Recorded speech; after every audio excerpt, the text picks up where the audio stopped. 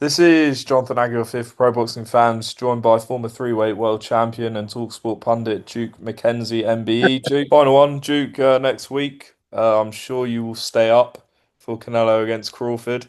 I'm Huge staying up fight. from now. Yeah, huge fight in Las Vegas. Who's your money on? Who are you leaning towards? Well, this I said it from the outset. I'm going Crawford.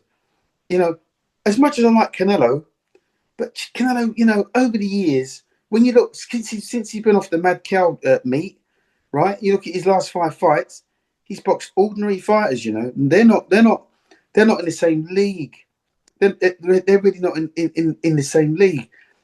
And I think to myself, his last five fights, what's that kid's name? Hamza Shiraz, right? Mhm. So he boxed in his last fight. He knocked out, what's the kid's name? Belanga. Right, he knocked out Belanga. Belanga took your man there. He took him the distance. Mhm. Now you only got to balance it up. If Belanga can take can take can take him the distance, you got to say to yourself, what is Terence Crawford going to do to sorry, calling Cotto to Canelo, yeah. Canelo? Sorry, to Canelo Cotto. I've got the names mixed up. Yeah, right. So what's he going to do to? You know what? I look at the fight and I think to myself, I really like Terence Crawford, right, because of his switch hitting style. Now Terence Crawford is due a massive. He's due a massive performance, and I think Canelo's made for him. Canelo doesn't fight with any urgency anymore. You don't get any head movement from him anymore. He doesn't show you a punch and hit you with another one anymore. There's no variety in his whole sort of makeup. And I look at him and I think to myself, Canelo's become, just in my opinion, I think he's become a little bit pedestrian in as much as goes in straight lines, comes out in straight lines. There's no urgency to his work. And he strikes me as the kind of fighter now, he's cashing in. He's going where the big money is. I don't blame him. I don't blame him one bit, but he's cashing in. He's going where the money is. He's going. He's saying to himself, right, I want the biggest fights and I want the biggest money, the most money. Don't blame him one bit. I just think when I listen to Crawford talks with a lot of spite, and he means it. And I think he's going to do a number on Canelo. I really do, and I wouldn't be surprised. I really wouldn't be surprised if there's a late stoppage. I wouldn't. I don't think he knocks Canelo down, but Canelo could just be taking so many shots. Referee jumps in and stops the fight, and then Canelo surrenders. That wouldn't surprise me. The more likely scenario is that Crawford wins a points decision, but I think it'd be a wide points decision. He's due that marquee fight. He's got that marquee name. He's due a big win, and I think you're going to get, just like when he boxed Errol Spence, it's going to be that kind of a performance. And if he fights like that, he doesn't have to fight better than that. He's only got put in that kind of a performance with that same attitude, which is, I listened to his press conferences, and he's got the same attitude. He talks with that same vigor, that same urgency, that same confidence in his voice. I can't see him losing. Now, when you obviously he's going up through two weight classes, let's say. Mm-hmm. Some people say three, but it is two weight Mm-hmm. classes. You did the same, obviously not in one go, but you No, went up in weight. How much different did you feel when you went up those two weight classes? Like, what was the power differences? How did you feel yourself? I know you sort of gradually went up and he's jumping straight up, but what will be the difference for him facing a solid 168 pounder? well, this is why I think Crawford will he'll fight a career's best performance, because he'll know that the way that he's jumping up in weights. I think when I moved to my first weight division, I was a freak for flyweight. Then I got to bantamweight. I was a good sized bantamweight. When I moved to super bantamweight, everything fell in: the height, the weight, the power. I was fighting guys on an even level. But then when I moved to my fourth weight division, challenged for my fourth world title, it was like I was hitting guys with my best shot, and they were just soaking it up and coming back for more. They didn't even blink, half of them. Do you know what I mean? It was yeah, it was quite a harrowing sort of experience. Mm. But Crawford's made from different. He's cut from different cloth. He really is.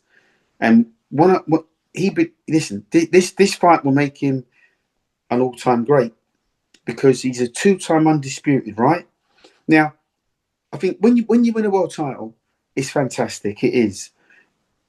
But I've never been an undisputed champion. I've never owned for all the belts all in one go, all four belts. WBC, WBA, IBF, WBO. I never owned all four belts, only one at a time. So it's great when you become world champion, but when you call yourself undisputed, that's what separates the good from the great. You may consider me a good world champion, but then I look at Crawford and I think undisputed. That is unquestionable. So when you talk about undisputed and you've got all four belts, you've got a different air of confidence about you. So when you look at Crawford speaking and Canelo, he talks with a lot of confidence. He's been undisputed before, but I think there's a changing of the guard now. I really believe that Crawford's in the right place at the right time. Sure, he's older than Canelo, but there's less miles on his clock. Like I say, if you look at Canelo's last five fights, the secret to beating him is in those last five fights. If Berlanga can take Canelo the distance, right?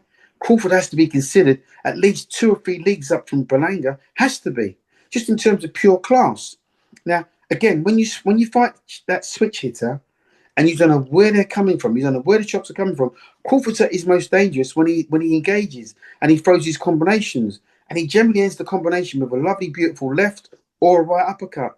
Canelo's got his hands up, always got his hands up around his head, so he's protecting the shots that are coming over and around the sides. But when the shots start coming up from underneath, the shots you can't see, that's where he's going to get caught.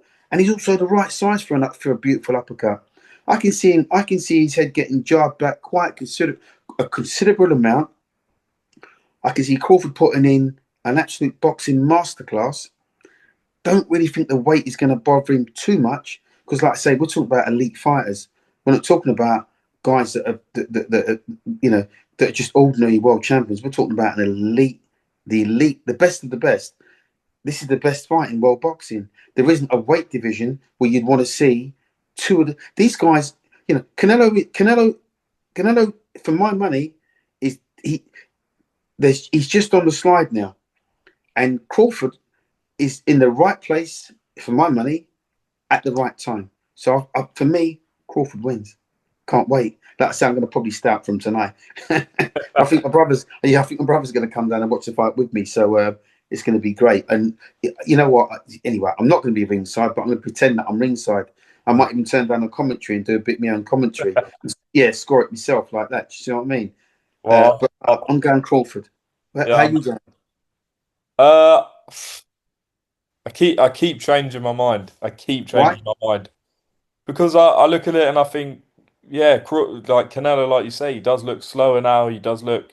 There's fights. Even against Berlanga, he had his moments. John Ryder had his moments, and you think Crawford is he's the elite. But then you think, oh, are we going to see another Charlo performance where he feels the power and then he's like, and then we don't see the Crawford we're No, but expecting.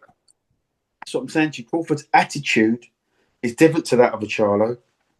And when you listen to him talk, he talks like a man that won't be denied, right? You've heard that old saying before.